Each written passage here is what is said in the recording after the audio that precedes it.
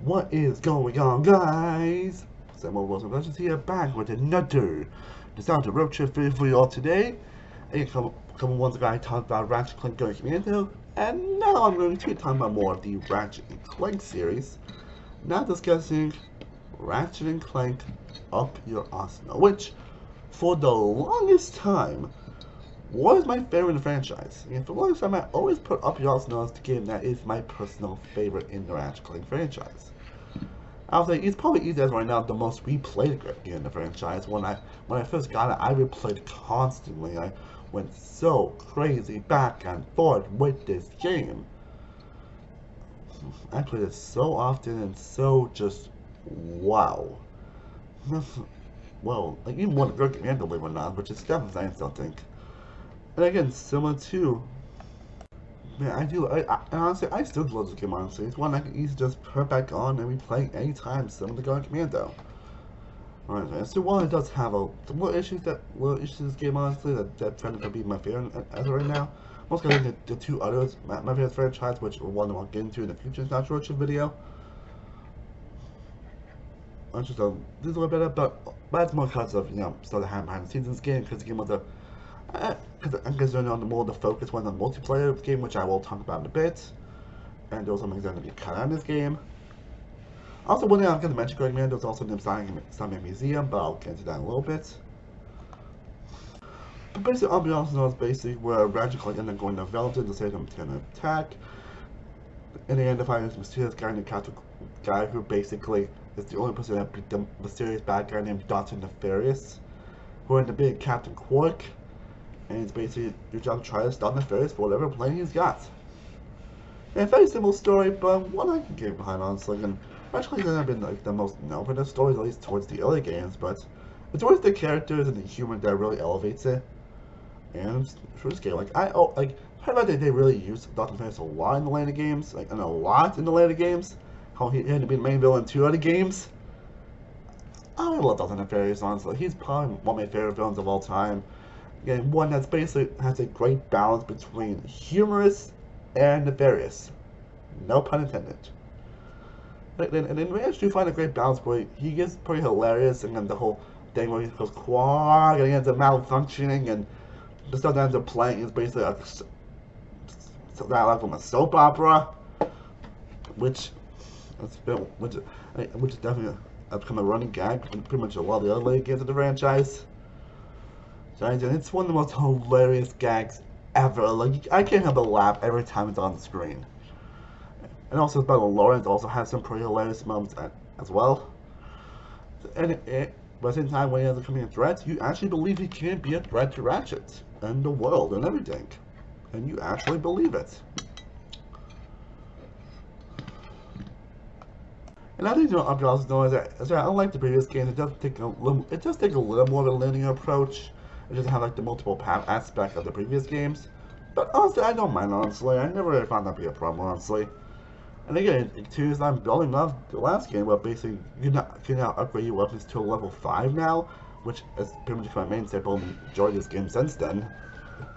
And again, weapons like previous games are still fun to use, honestly. Like you start off with the Sharp Blaster, Nitro Launcher, it's got with like Plasma Whip, Sun Cannon, Effector. I mean, Effector kind of sucks, honestly, but guys like Hydra, Funk Rifle, Easy to Do, the Annihilator, which has always been one of my favorites. Favorites from the Cracker Way, which is probably my favorite morph gun, the Rift Inducer, which really sucks enemies whole. Not literally, obviously, but it's just. And you also got Display Gun and other like fun weapons to use. And again, similar to Commando, if you have like a same time going Commando and you have these weapons, you can use the Mater Glove, the Llama Gun, the Bouncer, Plasma Coil, and Shield Charger. You can use all of those weapons, which again is pretty fun. Like they're doing that in a lot of these other games. Yeah, it's probably some games more linear. The planets are still fun to explore, obviously.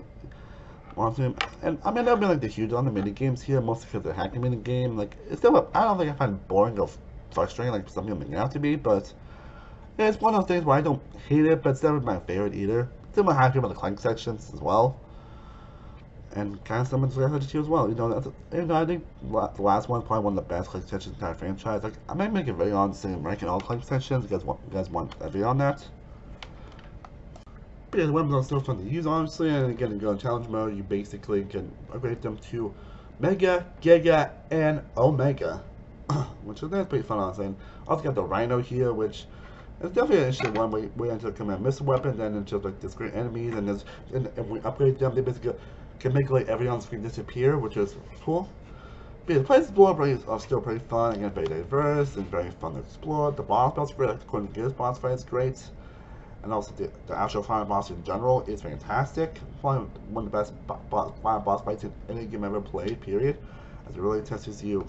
And you also collect these trophies, like some of these random ones that you displayed throughout the most of the game, and some magically when you play something create skill points, but just something I didn't get to mention, I don't know if I mentioned the previous one, but it's basically like little things you can do honestly throughout most of the game to complete like do this in a certain amount of time or beat enemies with this amount of weapon. Oh, and you also got the quick big comic mini games, which are basically like little platform side scrollers, which I always would be pretty fun actually. I always really enjoyed these big comics honestly. Hey, same with the ranger weapons. That might be a bit repetitive, but I still enjoy most because rangers are pretty hilarious characters in this game. So many lines that I still laugh out loud so much to this very day. Like, oh my god, that's fun just thinking about it. When they talk about like, what if I had again, hilarious. Hilarious.